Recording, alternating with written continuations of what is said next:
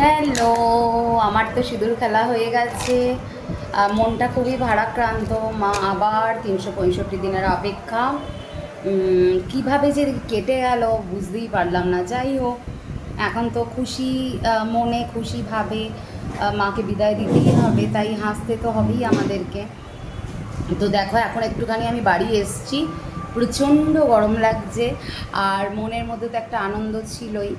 এইটা আমার বিয়ের দ্বিতীয় বছর আর কি, আমি যে সিঁদুর খেললাম। তো যাই হোক, খুব ভালো লাগলো। সমস্ত দিদি কাকিমারা বোনেরা ছিল ওখানে, খুব ভালো লাগলো, জানো তো, খুবই ভালো লাগলো। আর এটা একটা নতুন পাড়া, যেহেতু আমরা এখানে নতুন এসেছি, তো নতুন জায়গায় খুব ভালো লেগেছে, বিশ্বাস করো।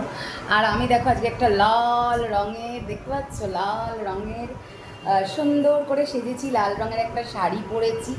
অবশ্যই জানিও কেমন লাগছে, ইয়েলোর সাথে লালের কম্বিনেশনে পরেছি।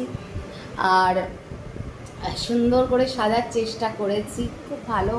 মানে আজকে আবার কমপ্লিমেন্ট পেলাম আর কি অনেক লোকের কাছে। তো যাই হোক, ভালো তো লাগছি। এখন একটু তোমার দাদা বলছে যে চলো একটু ঘুরে আসি। মণ্ডপে তো ছিলাম, মানে বিকেল থেকেই ছিলাম, বিকেল না সন্ধ্যে থেকে ছিলাম। তো এখন মোটামুটি রাত্রি 10টা বাজে। তো তোমাদের দাদা বলছে চলো একটু এদিক ওদিক ঘুরে আসি। আমি বললাম হ্যাঁ ঠিক আছে, আজকেই তো শেষ দিন, আবার আগামীকাল থেকে সবাই ব্যস্ত হয়ে যাব। যদিও বা কলকাতায় এখন এই সুযোগটা দিয়ে দিয়েছে, দ্বাদশী অবধি ঠাকুর তোমরা দেখতেই পারবে আর কি, মোটামুটি একাদশী অবধি তো দেখতেই পারবে, ঠাকুর দর্শন করতেই পারবে। তো দেখি আগামীকাল একটু ইচ্ছা আছে যে কোনো একটা মানে প্যান্ডেল হপিং একটু ফাঁকায় ফাঁকায় করবো। দেখা যাক কতটা কি করতে পারি। চলো এখন একটু বেরোই, ইচ্ছা আছে একটু এদিক ওদিক ঘুরে আসি।